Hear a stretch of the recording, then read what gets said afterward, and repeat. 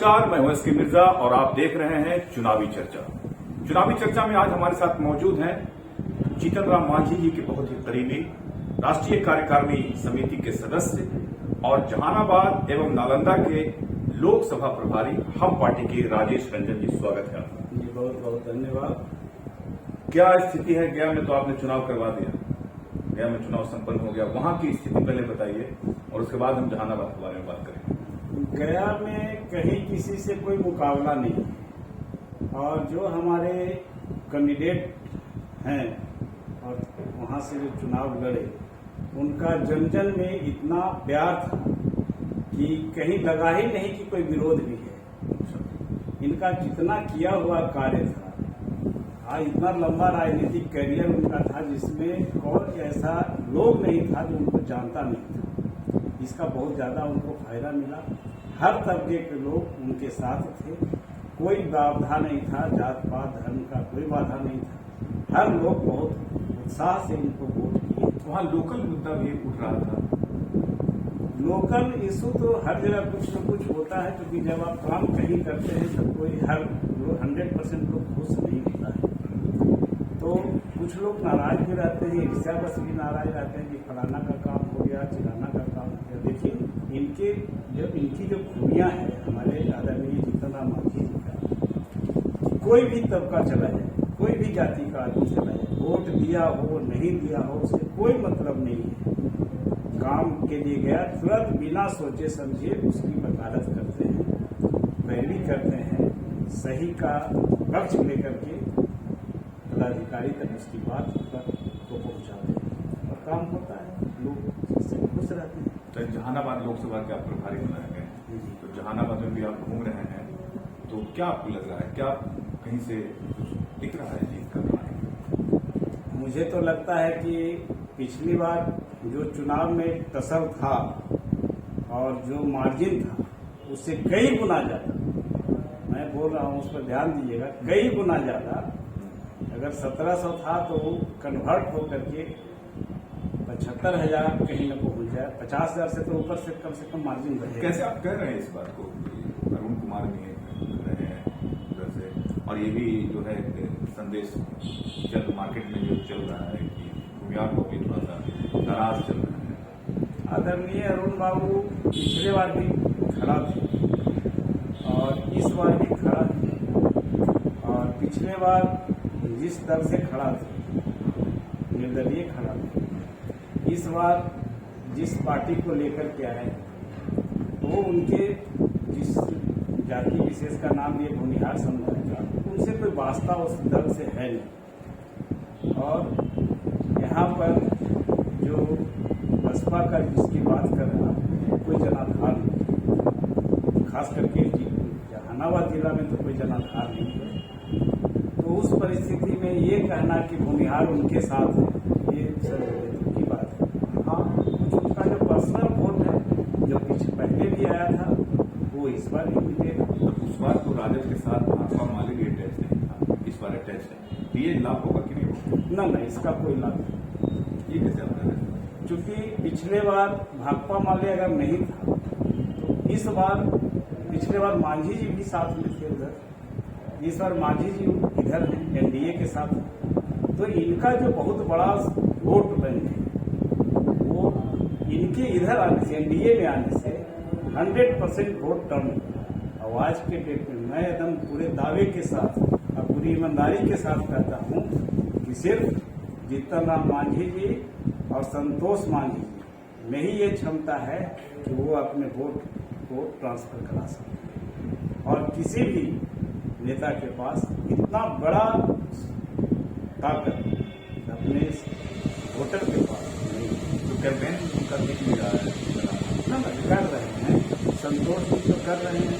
अब साहब क्योंकि बड़े बड़े कार्यक्रमों में व्यस्त हैं और सभी जगह चुनाव चल रहा है, वहाँ प्रचार प्रसार में लगे हुए हैं।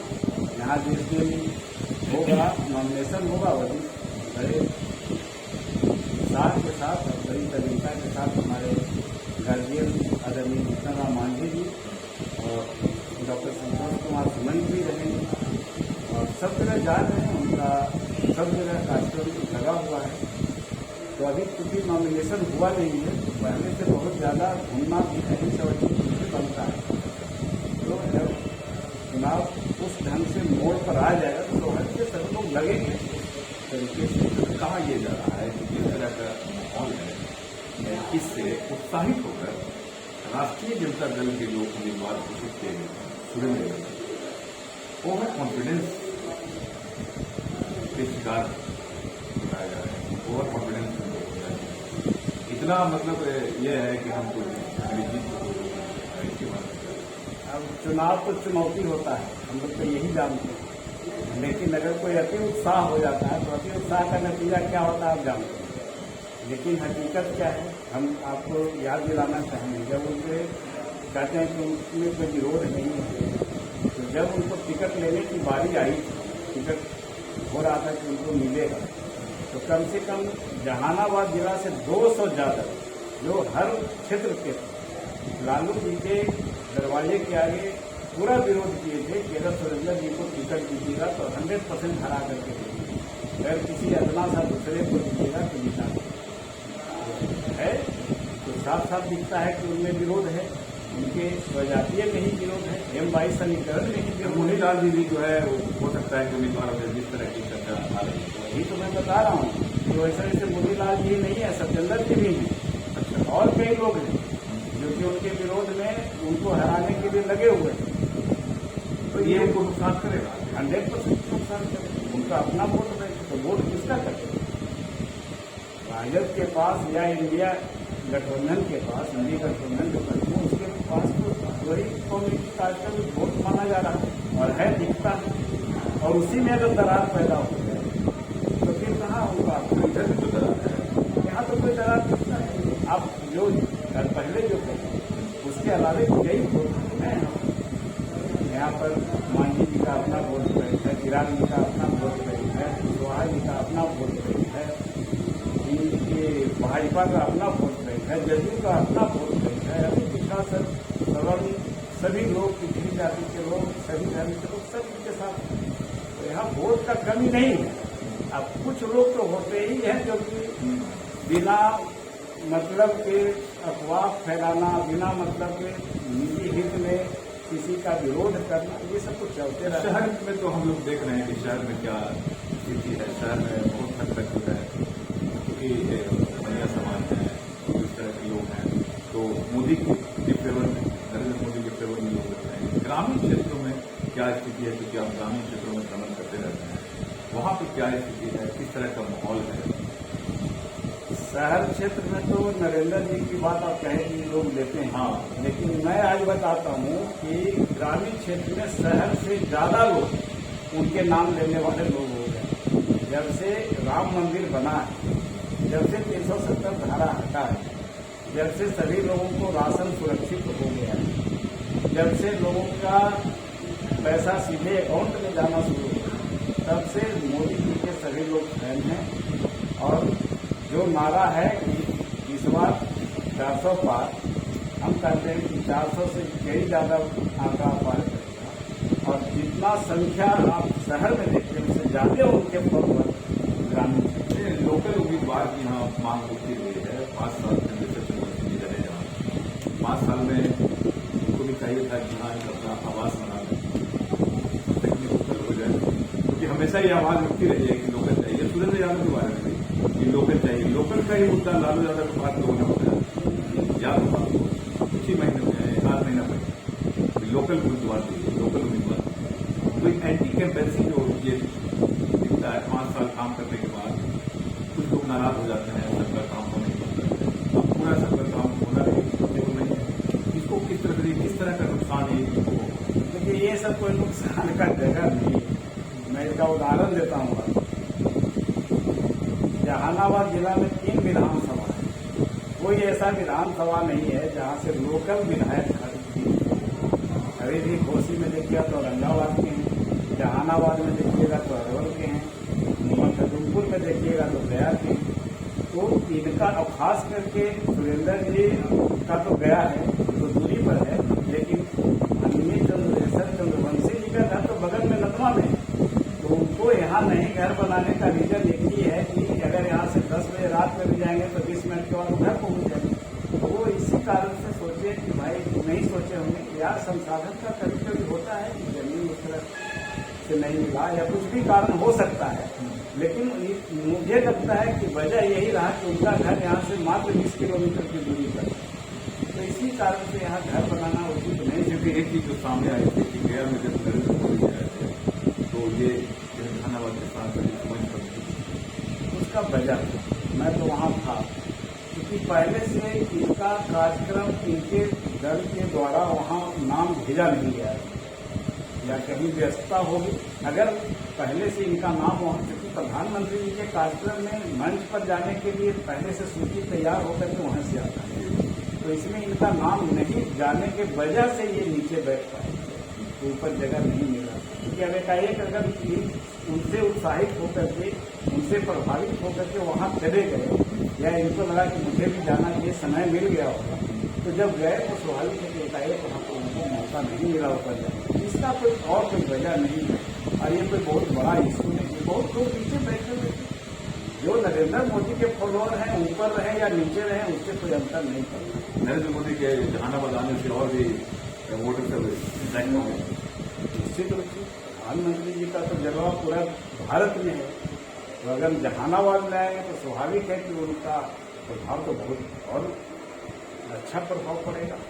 लोग जो थोड़ा बहुत भी नाराज हैं और सजग हो जाएंगे और खुश हो जाएंगे कि प्रधानमंत्री ही जब आ गए तो कोई बात नहीं। आखिरी सवाल करेंगे कि मांझी जी को जो है परिवारवाद से बहुत जोड़ा गया है, और दूसरी बात कि मांझी जी का फैक्टर जहानाबाद में कितना काम करेगा जहानाबाद लोकसभा में?